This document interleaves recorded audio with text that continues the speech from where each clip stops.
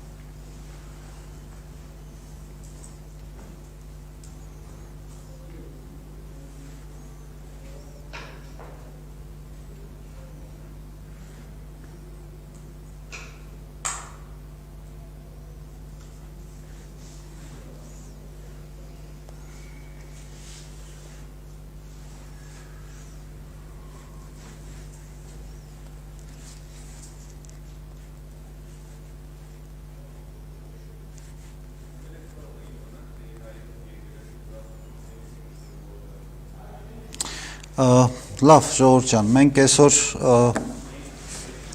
կանդրադառնանք բնականաբար այսօրվա մեր տոնին,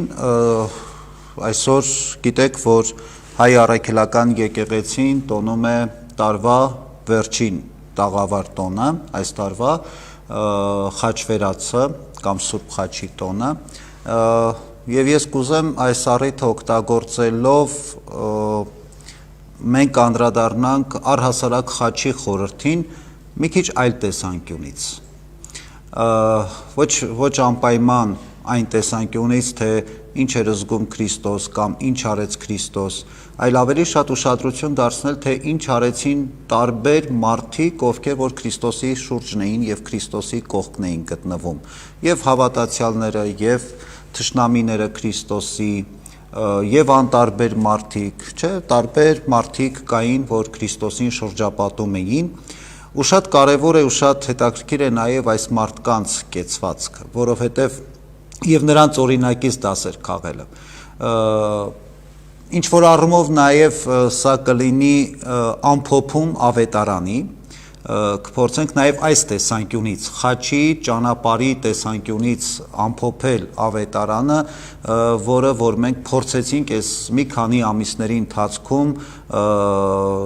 թեմա առ թեմա սերտել և խոսել, մտորել դրանց շուրջ։ Գիտեք, որ խաչվերացի տոնի հիմքում 3 կարևոր իրադարձություններ տեղի ունեցան, ես փորձեմ նախ համառոտ այդ իրադարձություններին անդրադառնալ, առաջինը, երբ որ խաչը հրեաները տարան և առաջին դարում Քրիստոսի համբարձումից հետո խաչը հրեաները տարան պահեցին Քրիստոսի գերեզմանի մեջ, փակեցին գերեզմանը, նույնիսկ Աֆրոդիտեի արձանը դրեցին գերեզմանի վրա, որ եթե հանկարծ խաչը որևէ հրաշք գործի, վերագրեն այդ հեթանոսական կուռքին։ Առաջին դարում Պատրոնիկե կայսրուհին եկավ Երուսաղեմ և հանեց խաչը, խաչափայտը Քրիստոսի, հանեց Քրիստոսի գերեզմանից, այդ թաքնված վայրից և դրեցին Հակոբոս առաքյալի հետ միասին, որը Երուսաղեմի, Հակոբոս Տիառն եղբոր հետ, որը Երուսաղեմի առաջին եպիսկոպոսն էր, այդ խաչը բարձրացրեցին ու դրեցին Սողոմոնի տաճարում, որպեսզի մարդիկ առիթ ունենան խաչի սրբությանը հպվելու և օրհնությունը ստանալու։ Բայց հետո խաչը նորից հրեաները փորձեցին կորստի մատնել, մոռացության տալ և Գողգոթայի կողքը աղբավայր կար և այդ աղբավայրում աղբերի տակ թաղեցին Քրիստոսի խաչափայտը։ Արդեն 4-րդ դարում 326 թվականին Հեղինե կայսրուհին տեսիլքով պատգամ էր ստացել, որ գար եւ խաչափայտը գտներ։ Եվ Հեղինե կայսրուհին եկավ Երուսաղեմ եւ գտավ խաչափայտը, այդ աղբակույտի տակից հանեց խաչափայտը, եւ արդեն որ եւ խաչափայտը դրանից հետո կրկին բարձրացվեց իտես բոլոր հավատացյալ ժողովրդի։ Եվ երրորդ անգամ խաչի գյուտը տեղի ունեցավ արդեն 7-րդ դարի սկզբում, երբ որ պարսիկները գրավեցին Երուսաղեմը եւ խաչափայտը գերեվարեցին ու տարան Պարսկաստան, որից հետո Հերակլ կայսրը խաչափայտը պարսկական զորքերին պարտության մատնելով վերադարձրեց Երուսաղեմ եւ մի տեսակ այս խաչի գյուտով ամբողջացավ խաչվերացի տոնը, հաստատվեց խաչվերացի տոն, այսինքն խաչը 3 խաչի գյուտ տեղի ունեցավ։ 3 անգամ մարդիկ փորձեցին խաչը գտնել եւ բացահայտել եւ բարձրացնել ի փառաբանություն հավատացյալ ժողովրդի։ Առաջին անգամ խաչը մի տեսակ անտարբերությունից փրկեցին։ Չէ որ հрьяաները փորձեցին մոռացության տալ խաչափայտը եւ մի տեսակ այդ անտարբերության խորհուրդն էր սա։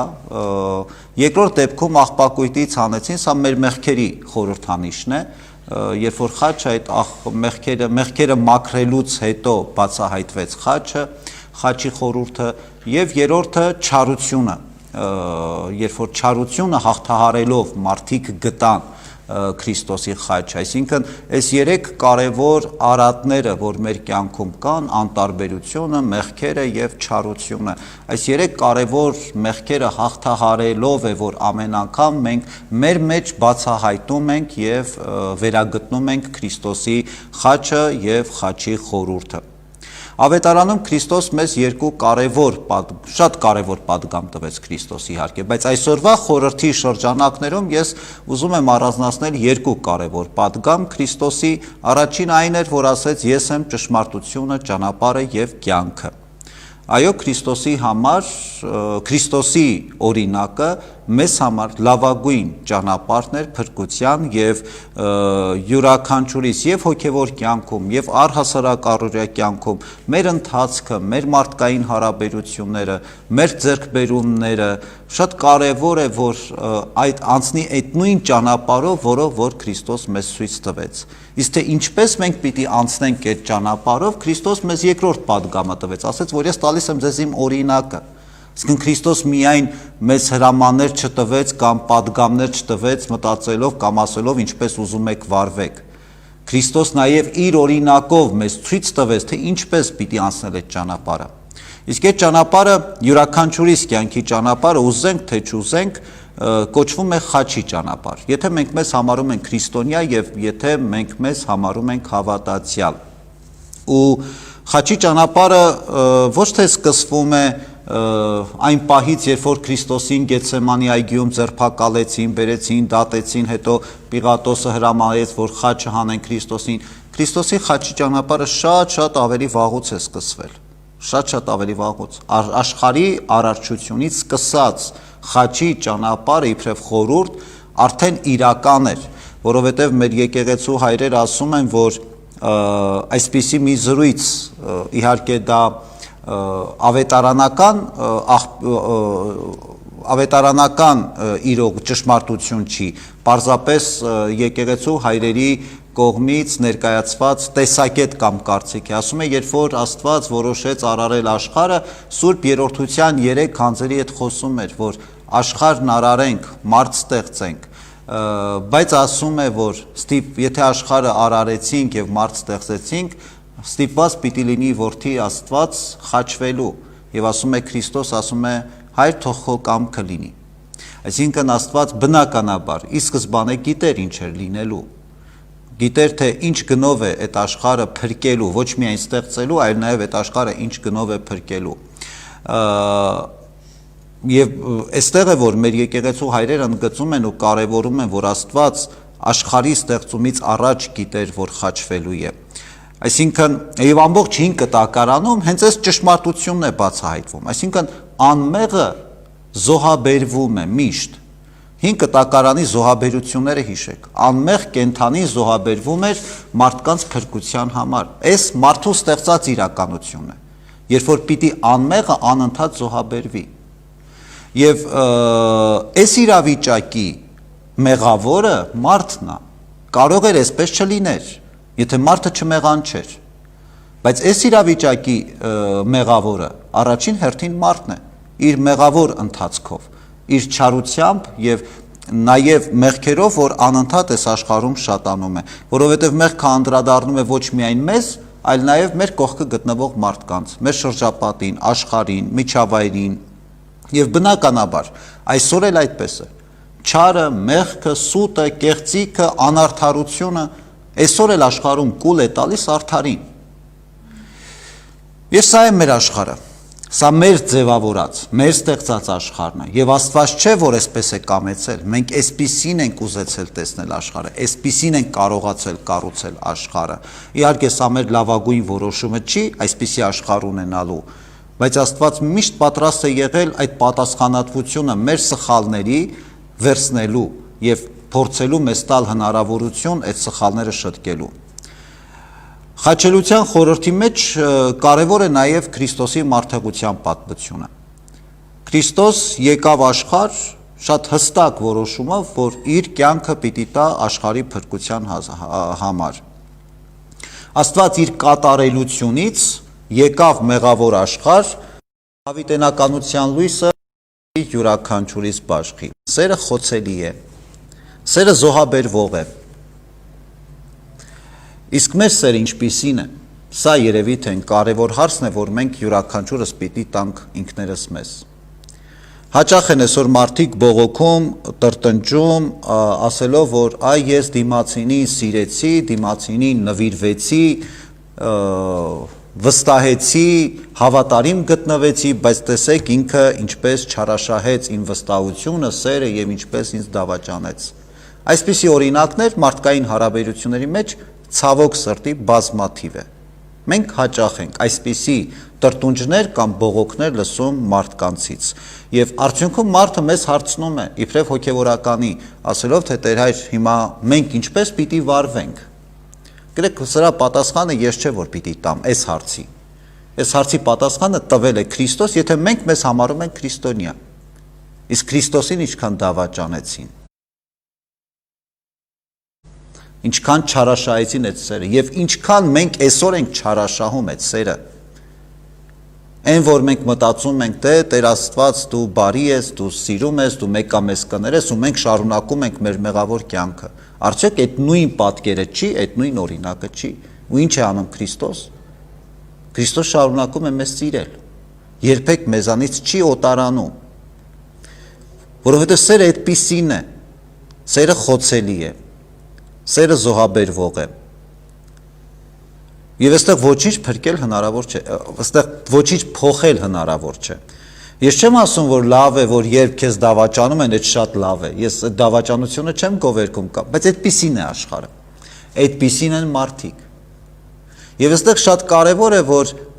նույն Քրիստոսի օրինակից սովորելով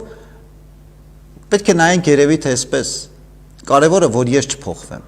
Ինչքան էլ ինձ դավաճանեն, ինչքան էլ իմ վստահությունը կամ իմ սերը չարաշահեն, ոչինչ։ Մեծ հաշվով ամենակարևոր պայմանը, որ այս իրավիճակում ես չփոխվեմ, ես չչարանամ մարդկանց նկատմամբ, որտև եթե պիտի դիմացինի ատելությունը,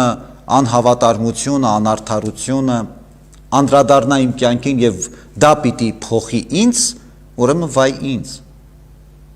Սա ավելի մեծ ողբերգություն է, քան թե այն, թե ինչ որ մեկը ինձ դավաճանեց, անկախ նրանից ես ինչքան բարի էի գտնվում իր նկատմամբ։ Եվ մյուս կողմից, իսկ մենք ում ենք դավաճանում։ Արդյոք մենք բոլորի հետ այդպես արդար ենք և այդպես ազնիվ ենք և որևէ մեկին չենք ցավեցրել, արդյոք այդպես է։ Բոլորս էլ այս իրավիճակում ենք։ Եվ այստեղ ամենակարևորը այս իրավիճակում ամենակարևոր օրինակը Քրիստոսի օրինակն է, որտև Քրիստոս ոչ միայն մեզ եկավ ցույց տվեց, ասեց սիրեք միմյանց, շատ հեշտ է, չէ՞, դիմացինին ասես սիրեք միմյանց, այնքան հեշտ է այս խորհուրդը տալը,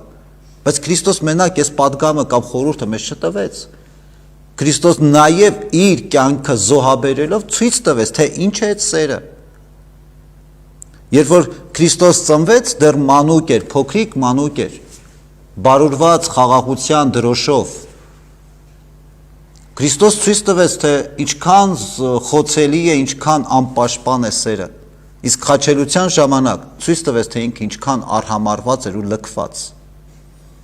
Այսպես վարվեցինք մենք Քրիստոսի հետ։ Երբ որ 40 օրեկանում մանուկ Հիսուսին ծնողները բերեցին տաճար, սա գիտեք, մովսիսական օրենք էր, որ պիտի առաջնեկին բերեին եւ ընծայեին Աստծուն։ Որտեղից էր գալիս այս օրենքը։ Հիշում եք Եգիպտոսում եգիպտացի առաջնեկներին, երբ որ Աստված հարվածեց, որպիսի փարավոնը թույլ տա, որ ժողովուրդը հրեա Իսրայելի ժողովուրդը դուրս գա Եգիպտոսից։ Այս նույն կարգը շարունակվեց նաև հրեական միջավայր։ Աստված ասեց, ամեն առաջնեկին պիտի ծայես ինձ։ Ես եմ որոշում, ապրի թե չապրի։ Եվ նաև մեկ ուրիշ կարգ դրվեց։ Պատրաստ ես այդ առաջնեկի համար փրկագին վճարելու։ Դա մի զույգ տատրակն էր, կամ գառն էր, կամ աղավնին էր, չէ՞։ Ասում է, երբ որ տանում էին տաճար զավակին ընծայելու, մի զույգ տատրակ կամ աղավնի էին զոհաբերում։ Եվ Աստված ինչ էր անում։ Ասում էր, ես վերցնում եմ քո զոհաբերությունը, քո առաջնեկին կյանք պարգևում։ Այսինքն այդ զոհաբերությունը 5 կտակարանում, որ հրեաները անում էին, դա փրկագին էր իրենց առաջնեկների համար։ Միակ առաջնեկը, որի համար փրկագին չտրվեց, այդ Քրիստոս էր։ Ծնողները, երբ որ Քրիստոսին տարան տաճար ընծայելու Աստծուն, Աստված վերցրեց Քրիստոսի կյանքը, ոչ թե զոհի կյանքը։ Քրիստոս ի վերջո պիտի զոհաբերվեր։ Գալիս է Քրիստոսի մկրտության ժամանակը, երբ որ Քրիստոս արդեն չափահաս էր եւ պիտի սկսեր իր հոգեվոր քարոզչությունը եւ փրկության ծրագիրը իրականություն դարձնել եւ ավարտին հասցներ։ Հովհաննես Մկրտիչը տեսնելով Քրիստոսին վկայեց, ասեց, ահա գառն Աստուծո, ամբողջ խաչի ճանապարհով քայլում է այս գառն Աստծո խորհուրդը, ամբողջ այս խաչի ճանապարհով գառն Աստծո խորհուրդը կարմիր թելով անցնում է։ Եվ Հովհաննես Մկրտիչ եւ Քրիստոս արդեն պատրաստ էր իր երկրային տարիների առաքելությանը։ Հովհաննեսը հիշում եք, որ հրաժարվում է Հիսուսին մկրտել, ասելով, որ ես քեզանից պիտի ընդունեմ։ Եվ Հովհաննեսը իրավացի էր։ Բնականաբար Քրիստոս մեղք չէր գործեին, չի պիտի մկրտվեր։ Բայց այդ գետի մեջ, այդ ջրերում հազարավոր մարդիկ մկրտվել էին, եւ այդ ջրերից մահվան հոտ էր գալիս։ Մարդկանց մեղքերը մաքրվել էին այդ ջրերի մեջ։ Եվ Քրիստոս պետք էր այդ ջրերը մաքրեր։ Այն գետը, որը մահվան խորհրդանիշն էր, որտեղ այդ գետի մեջ թողնում էին խորհրդանշական առումով մարդիկ իրենց մեղքերը, Քրիստոս այդ գետը պիտի մաքրեր իր սրբությամբ, իր անմեղությամբ եւ իր կատարելությամբ։ Եվ Քրիստոս մտավ այդ մահվան գետը ու վկայեց մարդկանց հոգևոր մահվան մասին ու հարություն առավ Քրիստոս այդ մահվան գետից, մեզ տալով փրկություն։ Եվ եթե մինչև այդ Հորդանանի ջրերը մահվան խորհրդանիշ էին, Քրիստոսի մկրտությամբ դարձավ կյանքի աղբյուր։ Երբ որ մենք խոսում ենք խաչելության պատմության մասին արդեն Քրիստոսի երկրային կյանքի տարիների ժամանակ, մեր ուշադրության կենտրոնում հիմնականում Քրիստոս է, ինչպես եւ ես իմ խոսքի սկզբում ասացի։ Բայց կարևոր է նաեւ նկատել ու հասկանալ այն մարդկանց, ովքեր որ այդ խաչելության ժամանակ գտնվում էին Քրիստոսի կողքին, խաչելության հերոսներն էին դրանք։ Նույնիսկ այն անտարբեր մարդիկ, նրանք էլ խաչելության պատմության հերոսներն էին։ Մենք շատ հաճախ լսում ենք մարդկանցից այսպեսի ձևակերպում, թե այ եթե ես լինեի այն ժամանակ Քրիստոսի կողքին, ես Քրիստոսին չէի դավաճանի, ես Քրիստոսին չէի լքի եւ այդպես չէի վարվի Քրիստոսի հետ։ Բայց եթե մենք շատ անկեղծ նայելու լինենք, շատ անկեղծ, բոլոր այդ հերոսներին, կփորձենք հիմա որոշ հերոսներին քիչ հետո առանձին անդրադառնալ։ Ինքներդ էլ կհասկանաք, որ բոլոր այս հերոսներից մի մասնիկ բոլորս էլ ունենք։ Գոնե մեր մեջ այդ փունջը կա։ Երբ որ Քրիստոս հաղթականորեն մտավ Երուսաղեմ եւ մարդիկ փառաբանում էին Քրիստոսին, ով սանաներով դիմավորեցին։ Ինչի՞։ Որտեղ մտածում են, որ Քրիստոս իրենց պիտի ազատի հռոմեական լծից ստեղծի հզոր Դավթի թագավորություն։ Եվ եղան մարդիկ էլ, ովքեր որ աշակերտներին ասում էին, Քրիստոսին ասում էին, լռեցրու այս ամբոխին։ Մարդիկ էլ կային, որ չէին ուզում, որ այդ ամբոխը, այդ մարդիկ փառաբանեին Քրիստոսին։ Ու այս ամբոխի մեջ, այս աղմուկի մեջ միայն Քրիստոս գիտեր, որ այս բոլոր մարդիկ սխալվում են։ Բոլոր այս մարդիկ սխալ են։ Եվ այն մարդիկ, ովքեր որ փառաբանում են իրեն, որտեղ այդ նույն մարդիկ քիչ հետո պիտի ասեն խաչիր դրան։ Եվ այն մարդիկ, ովքեր որ արգելում էին, որ այդ որ ամբոխը փառաբաներ Քրիստոսին։ Որովհետև այն մարդիկ, ովքեր որ փառաբանում էին Քրիստոսին, ինչ էր իրենց ակնկալածը Քրիստոսից։ Նյութական բարեկեցություն, ուրիշ ոչինչ։ Աշխարհիկ իշխանության հաստատում։ Սա էին ուզում։ Եվ նույն այս պատկերը մեր կյանքում, արդյոք մենք այդպիսին չենք։ Քրիստոսից մեզ պետք է ընդամենը նյութական բարեկեցություն, որ մենք առողջ լինենք, որ մենք հարուստ լինենք, որ մենք ապահով լինենք, մեր գլխի վերևում տանիք ունենանք, հագուստ ունենք եւ այլն։ Հենց նեղության մեջ ենք ընկնում, հիշում ենք Աստծուն։ Արդյոք սա նույն բանը չի։ Ուրիշ ինչ կերպ կարող եք ձևակերպել։ Այսինքն այս նույն պատմությունը այսօր էլ կրկնվում է։ Եվ միթե մեզ էլ այդ այսօր Քրիստոսից այդ նյութական բարեկեցությունը պետք չէ։ Իսկ նրանք, ովքեր որ արգելում էին ամբոխին կամ չէին ցանկանում, որ այդ ամբոխը փառաբանի Քրիստոսին, Աստծո փառք էս աշխարհն է, տիեզերքն է, լավ այդ մարդիկ թող չփառաբանեն, բայց դրանով Աստծո փառքը չի պակասում։ Եվ ինչպես որ Քրիստոսը ավետարանը քարերը կաղաղակեն ու քարերը օրհնաբանեցին Աստծուն, որտեղ բնությունը շատ հաճախ ավելի հեշտությամբ է Աստծուն ընկալում ու ճանաչում, քան թե մենք մարդիկս։ Բնությունը շատ ավելի հաճախ, ավելի շուտ է արձագանքում Աստծո կոչին, Աստծո հրավերին, քան թե մենք մարդիկս։ Քրիստոս քամուն ասում է լռիր, քամին դադարում է։ Փոթորկող ծովին ասում է խաղաղվիր, խաղաղվում է։ Ինչքան այսպիսի օրինակներ կան, որ տեսնում եք, թե բնությունը ինչքան շուտ է արձագանքում Քրիստոսի հրամանին։ Հաջորդ օրվանից սկսած Երուսաղեմ մուտքից հետո սկսվեց մարդկանց հիասթափությունը Քրիստոսից։ Հուդան հիասթափվեց, գնաց մատնեց, մարդիկ հիասթափվեցին, որ տեսան, որ չէ, Քրիստոս իրենք խապված են իրենց զգում։ Իրենք ակնկալում էին, որ Քրիստոս պիտի հռչակի իրեն աշխարհիկ թագավոր, բայց տեսան, որ Քրիստոս ավանակով մտավ Երուսաղեմ, խաղաղություն էր քարոզում, հանդուրժողականություն ու սեր էր քարոզում։ Մարդիկ հանկարծ հասկացան, որ իրենք հիասթափված ու խաբված են։ Եվ ինչ էր մնում։ Մնում էր վրեժ լուծել Քրիստոսից։ Եվ վերջին ընթրիքին, երբ որ մտածեցին, ով ինչպես կարողացավ, մտածեց, թե ինչպես վրեժ լուծի Քրիստոսից։ Հուդան մատնելով, մյուսները որոշում կայացրեցին դատելու, ձերբակալելու եւ դատելու Քրիստոսին եւ այլն։ Վերջին ընթրիքի ժամանակ, հիշում եք, երբ որ Քրիստոս որոշեց իր աշակերտների ոտքերը լվանալ, աշակերտները զարմացան։ Պետրոսը ասաց, որ քավ լիցի Տեր, որ դու իմ ոտքերը լվանաս։ Բայց Քրիստոս ինչ արեց։ Քրիստոս փորձեց ծառայել իր աշակերտներին եւ մարդկանց։ Եվ երբ որ Պետրոսը հրաժարվում է, դա նույն է, որ ասի, չէ, Տեր, ես չեմ ուզում, որ դու ինձ ծառայես։ Բայց Քրիստոս դրա համար էր եկել աշխարհ։ Եվ մենք էլ այսօր շատ հաճախ չենք ուզում Աստծո ծառայությունը ընդունել, քանի որ եթե մենք ընդունում ենք Քրիստոսի ծառայությունը, ուրեմն մենք էլ ուրիշին պիտի ծառայենք։ Այո, մեզ լավ է, երբ որ Քրիստոս մեզ ծառայում է։ Երբ մեզ պետք է ձայն ենք տալիս, աղոթում ենք, Աստված մեր խնդրանքները կատարում, այդ լավ է։ Բայց երբ որ նույնը դու պիտի անես ուրիշին, այստեղ խնդիր է։ Իհարկե Պետրոսը այլ նկատառումներով փորձեց մերժել Քրիստոսին, հետո հասկացավ եւ թույլ տվեց։ Բայց Քրիստոս շատ հստակ ասաց. «Էս ինձ դուք էլ մյուսներին արեք, մեկը մյուսին արեք։ Ես ձեր ոտքերը լվացում, թեկուզ եւ պարզ խոսքերով ասելով, որ Տեր օգնիր մեզ։ Արդյոք սա չի նշանակում, թե Տեր լվային ոտքերը, Տեր ծառայ ինձ։ Սա նույն իմաստն ունի։ Ցանկացած մեր օգնության խնդրանք Աստծուն, ուրեմն դու էլ ուրիշինը լվա։ Այդ աղոթքդ իմաստ ունի, եթե դու պատրաստ ես ուրիշի ոտքերը լվանալու,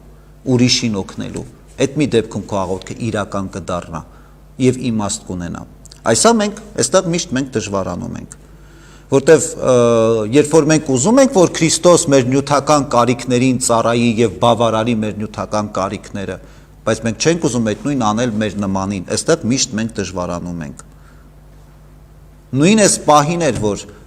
Քրիստոս երբ խոսում էր իր խաչելության մասին, ասեց Պետրոսը քավ լիցի Տեր, ես նման երբեք քեզ չեմ ուրանա։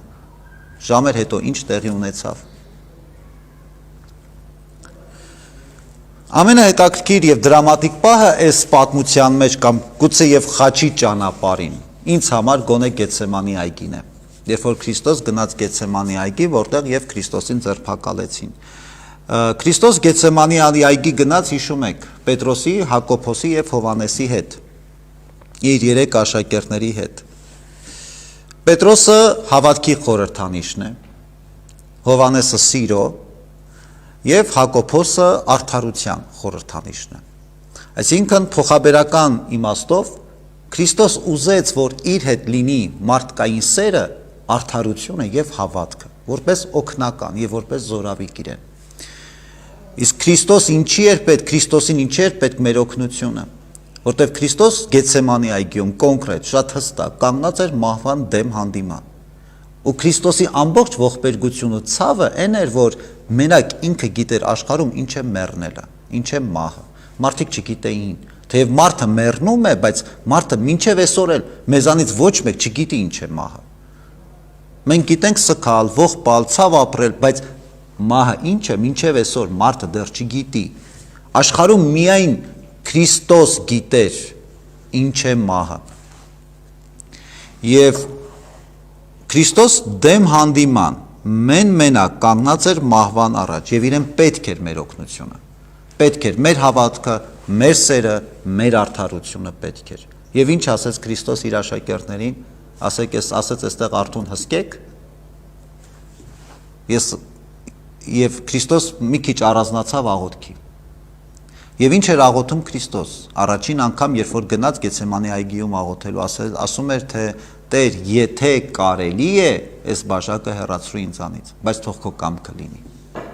Եթե կարելի է։ Երբ որ Քրիստոս հետ եկավ, տեսավ աշակերտները քնած են։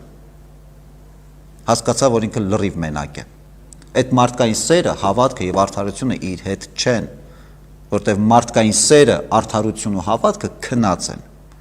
ամբողջ աշխարհով։ Քրիստոս հասկացավ, որ մարդու վրա հույս դնել չի կարող։ Նորից հետ գնաց աղոթելու եւ այս անգամ ասեց. Տեր, եթե հնարավոր չէ, ես պատրաստ եմ։ Հասկացավ, որ ինքը մենակ է եւ արդեն Քրիստոսի աղոթքի մեջ արդեն վճռակամությունը կար։ Թեև առաջի դեպքում էլ կար այդ վճռակամությունը։ Բայց առաջի դեպքում այնտեղ մարդկային սիրո հավատքի վրա հույսը կար դեռ։ Հասկացավ, որ չի կարող հույս դնի, ասաց ես պատրաստ եմ, թող քո կամքը լինի։ Եվ նորից հետ եկավ, տեսավ նորից աշակերտները քնած են ու էլ չարթնացրեց։ Էլ ոչինչ չարեց Քրիստոս։ Աշակերտներին երկրորդ անգամ վերադարձավ ու չարթնացրեց։ Գուցե այդ պահին անիմաստ էր արդեն։ Մեր կյանքում էլ եւ ամենակարևորը այն էր, որ Գեթսեմանի այգի ամբողջ այդ ողբերգությունը հենց դա էր, որ Քրիստոս մենակ էր։ Այն ժամանակ, որ ամենից շատ Քրիստոսին պետք էր մարդկանց օգնությունը, մարդիկ Քրիստոսի հետ չէին։ Եվ ոչ մեկ աշխարհում պատրաստ չէր այս պահին Քրիստոսին օգնելու։ Ու մեր կյանքում էլ էսպես է լինում։ Շատ հաճախ մեր կյանքում, երբ որ մենք կանգնում ենք որևէ կարևոր իրավիճակի առաջ, մեզ համար կարևոր, ակնկալում ենք ինչ-որ մի հատ օգնող ձեռքի, ազնիվ անկեղծ խոսքի, սիրո դրսևորման, ընդամենը պարզ ջերմ անկեղծ հայացքի ու մենք տեսնում ենք, որ մենք մենակ ենք շատ հաճախ։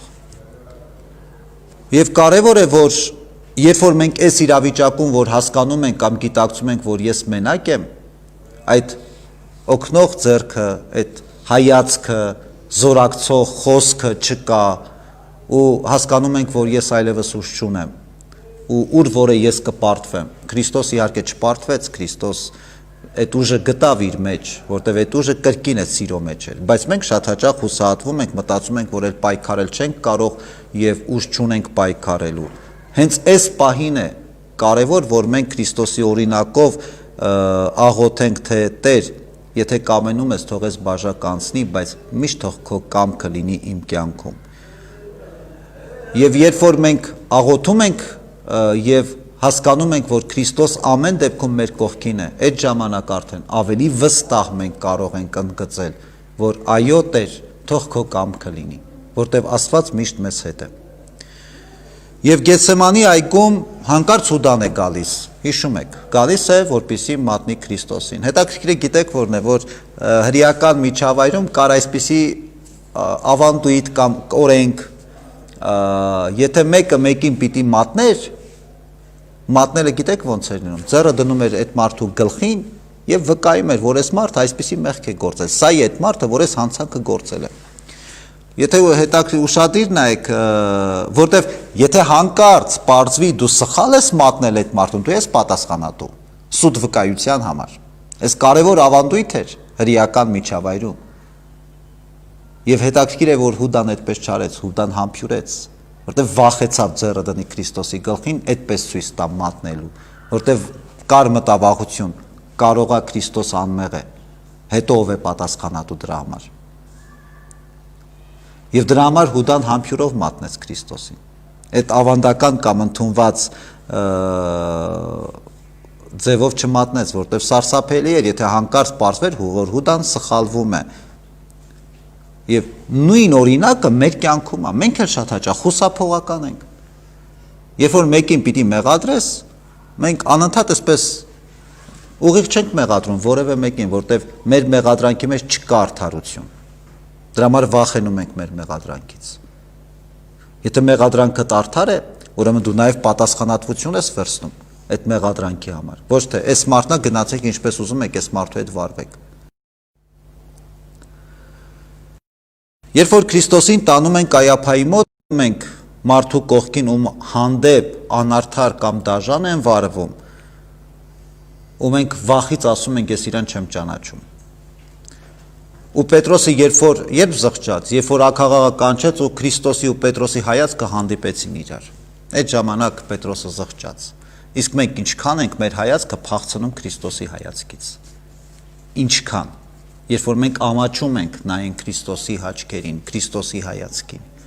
որտեղ այդտեղից է սկսում ապաշխարությունը։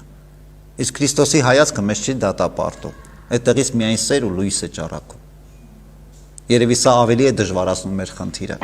որտեվ եթե մեղադրեր Քրիստոս, գուցե ավելի հեշտ կլիներ։ Բայց երբ որ այդ հայացքի մեջ ոչ թե մեղադրանք ես տեսնում, այն բոլոր դավաճանություններին ի պատասխան այլ տեսնում ես լույս ու սեր, որը քեզ տալիս է հնարավորություն մարդ մնալու եւ մարդավարի ապրելու, այս է գուցե ավելի դժվար յուրաքանչյուրիս համար։ Հերովդեսն ու Պիղատոսն էլ իրենց մեղքի բաժինն ունեին։ Նրանք կարող էին եւ իրավունք ունեին Քրիստոսին ազատ արձակելու, բայց միշտ այդպես է։ Երբ որ մարդը մեկին փրկելու համար, եթե պիտի կորցնի իր նյութականը, իր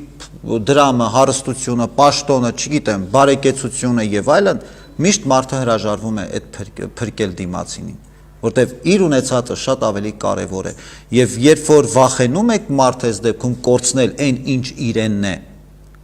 այս դեպքում է, որ այսպես թեմպես իր ունեցած այլևս իմաստ չունի։ Եվ եթե դուք նայեք Պիղատոսի եւ Հերովդեսի հետագա ընթացքը, ինչ տեղի ունեցավ իրենց հետ, արդեն իրենց այդ իշխանությունը, այդ գահը, որ ուզում էին պահեին ամեն գնով, արդեն իմաստ չունեցավ դրանից հետո։ Լրիվ արժեզրկվեց եւ իրանցը չմնաց։ Զինվորներն էլ այս պատմության, խաչելության պատմության հերոսներ էին, ովքեր որ ծեծում ու ծաղրում էին Քրիստոսին, փակում էին Քրիստոսի աչքերը, հարվածում, ասելով թե գուշակիր, ծաղրում էին, չէ՞, հիշում եք այս պատմությունը։ Բայց չէ՞ որ մենք էլ ենք հենց այդպես վարվում։ Երբ որ մենք ինչ-որ վատ, սխալ, չար արարք պիտի անենք, մենք փակում ենք Քրիստոսի աչքերը, որ չտեսնի։ Կամ ավելի ճիշտ մենք մեր աչքերն ենք փակում, որ Քրիստոսին չտեսնենք։ Իսկ զինվորների համար, հռոմեացի զինվորների համար մանավանդ, ովքեր որ խաչեցին Քրիստոսին, իրենց համար հեչ կարևոր չէր ում էին խաչում։ Ընդամենը գործն էր իրենց, պիտի գամեին խաչյալին, դատապարտյալին խաչի վրա, իրանց գործ անեին, սպասեին, թե երբ կմեռնի ու թողեին գնային իրենց գործին կամ հանգիստ իրենց առօրյային։ Այսօր էլ շատ հաճախ այսպիսի պատկերներ մենք մեր կյանքի ընթացքում տեսնում ենք։ Աստված թող հեռու տանի բոլորից, բայց երբ որ որևէ մեկի տանը լինում է մարդ, որ մահամերձ է, այդ մարդը իր անկողնում պարկած, բոլորը խոհանոցում սուրճ են խմում ու սպասում են, թե այդ մարդը պիտի մեռնի։ Էսա պատկերը։ Բան չի փոխվել մեծ հաշվով։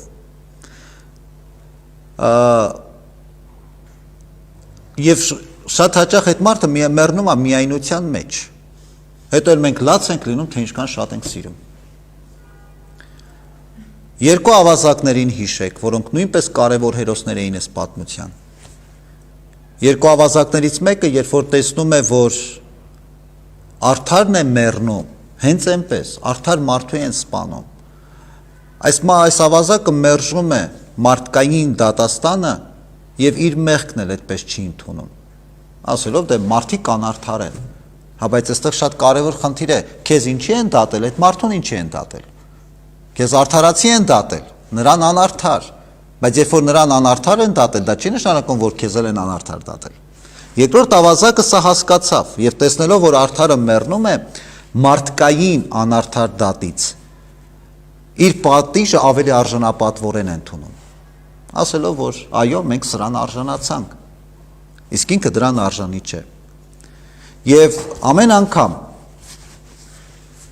երբ որ մեզ հետ ինչ-որ վատ բան կամ ինչ-որ անարդար բան է տեղի ունենում, չէ, մենք ասում ենք այսպես, որ այ մեզ հետ այսպիսի բան պիտի չլիներ։ Բայց ամեն անգամ, երբ որ մենք այսպես ենք մտածում, թե այս անարդար բանը իմ հետ պիտի չլիներ, եթե մենք այսպես ենք մտածում, այսպես բարձրաձայնում, միշտ հիշենք, թե ինչքան անարդար բան կար, որ Քրիստոսի հետ չպիտի լիներ, բայց եղավ։ Ու այդ մենք արեցինք։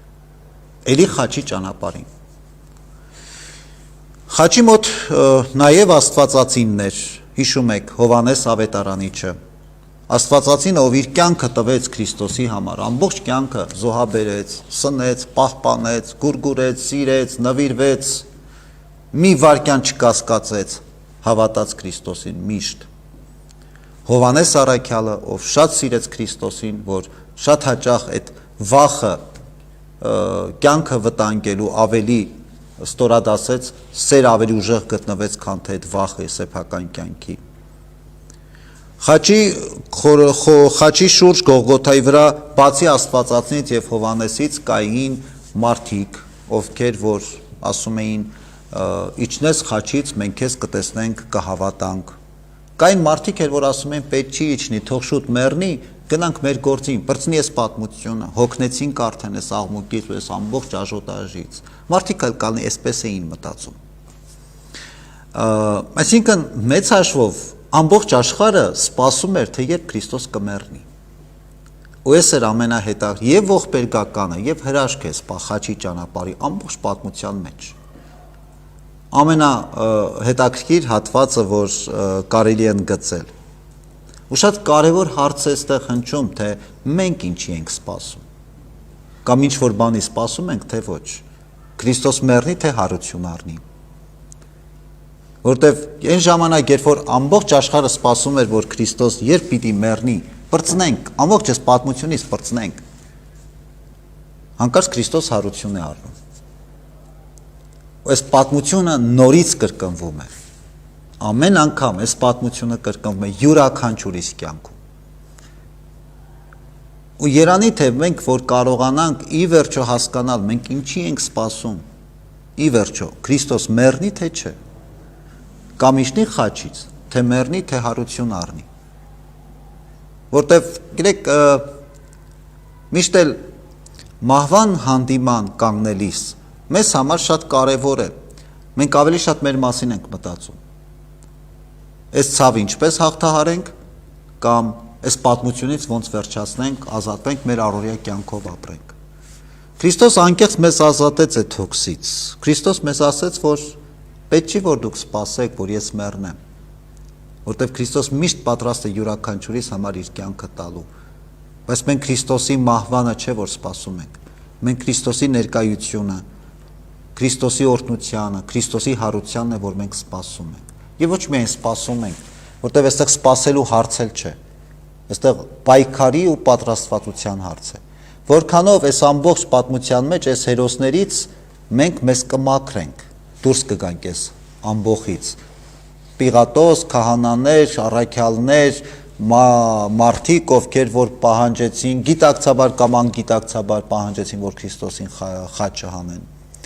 Ամբողջ այս պատմության մեջ այս խաչելության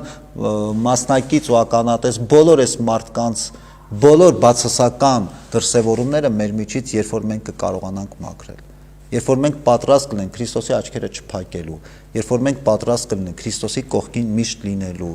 երբ որ մենք պատրաստ կլինենք Քրիստոսից ոչ միայն նյութական բարիքներ ակնկալելու, այլ նաև մեր սիրով, մեր հավատքով, մեր արդարությամբ միշտ Քրիստոսի կողքին լինելու։ Մենք այսօր դրա կարիք ունենք։ Մենք միշտ ասում ենք Աստված մեզ հետ է, այո, Աստված մեզ հետ է, Քրիստոս այդ խնդիրը չունի։ Մենք խնդիր ունենք Քրիստոսին մեր կողքին բացահայտելու։ Իսկ դրա համար շատ կարևոր է եւ մեր աչքերը բաց լինի, եւ Քրիստոսի, չփակենք Քրիստոսի աչքերը։ Եվ մեր սերը, եւ մեր հավատքը, եւ մեր արդարությունը աշխատեն, գործեն, ապրենք այդ ստեղծագործ կյանքով, անկեղծ ու ազնիվ լինենք ինքներս մեր նկատմամբ։ Հետևաբար խաչի ճանապարհին պետք չի սպասել, որ Քրիստոս մեռնի, որտեղ այդ խաչի ճանապարհին, եթե պիտի մի բան մեռնի, այդ մեր մեղքերը պիտի մեռնեն։ Այդ խաչի ճանապարհին պիտի ապրեմ ես եւ Քրիստոս, եւ մեզանից յուրաքանչյուրը։ Եվ այնտեղ սպասելու հարց չկա, այնտեղ պայքարի ու կռվի հարց կա։ Երևի թե էսեն էր ինչ որ ուզեցի ձեզ հետ խոսել ու կիսվել։ Եթե ունեք հարցեր, խնդրեմ։ Չկան։ Տեսնենք նաև մեր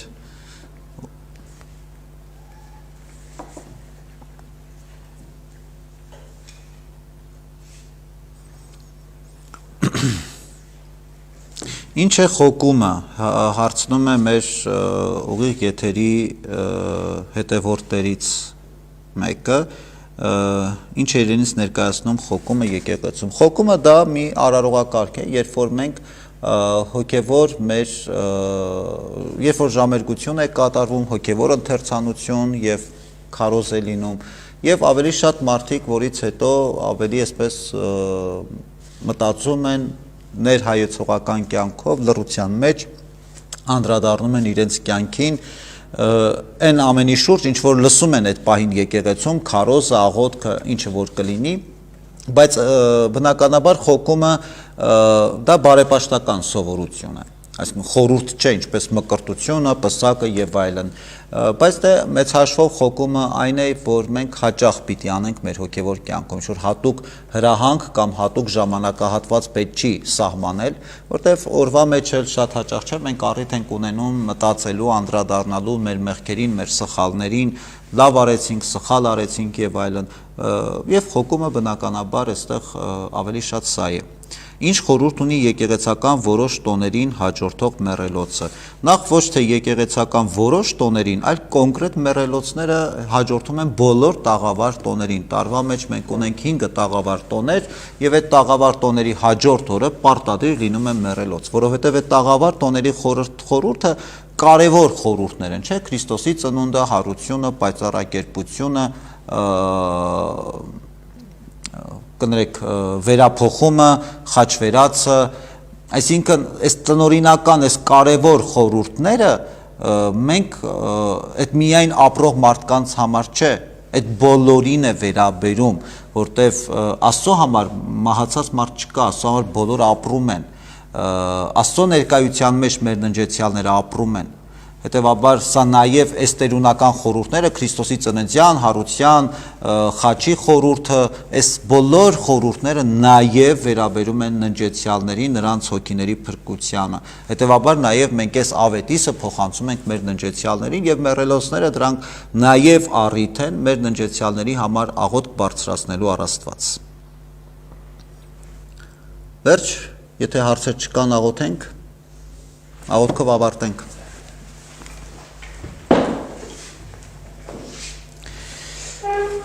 Պահպանյաց մեզ Քրիստոս Աստված ընթովանյավ սուրբ եւ պատվական խաչիքո փրկյա ազատյա հերևելի եւ հանրևույթ թշնամվույն